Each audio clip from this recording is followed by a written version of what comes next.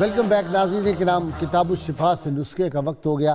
سورہ یاسین کی فضیلت۔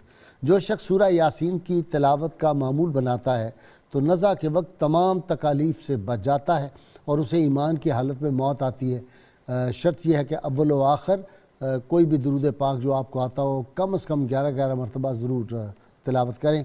حضرت امام حسن عسکری علیہ السلام فرماتے ہیں، جو شخص دنیا میں اپنے مومن بھائیوں کے ساتھ تواضع اور انکساری کے ساتھ پیش آتا ہے، اللہ کے نزدیک اس کا شمار صدیقین اور صلحاء میں ہوتا ہے۔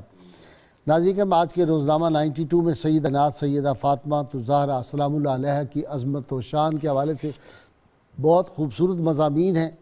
اپنے گھروں میں 92 روزنامہ لگوائیں، چونکہ یہ عشق مصطفیٰ صلی اللہ علیہ وسلم کا داعی ہے اور مبلغ ہے۔ ناظرین کا اللہ کریم سے دعا ہے اللہ تعالی ہمیں حضور رحمت عالمین صلی اللہ علیہ وسلم کی غیر مشروط محبت، لامحدود وفاداری نصیب فرمائے۔ اللہ تعالیٰ پاکستان کو ایسے حکمران عطا فرمائے جو اس کو ریاست مدینہ کا پرتو بنائیں اور ناموس رسالت اور ختم نبوت کی حفاظت کر سکیں۔ نعرہ کے لیے تیار ہو جائیے تاکہ پھر ہم عثمان صدیقی سے بارگاہ سیدہ میں منقبت سن سکیں۔ میرے تینوں مہمان نعرہ لگائیں گے، میرے سامعین و ناظرین مل کے نعرہ لگائیں گے۔ پاکستان کا مطلب کیا؟ لا الہ الا اللہ محمد رسول اللہ صلی اللہ علیہ وآلہ وسلم۔ جی عثمان۔ کرم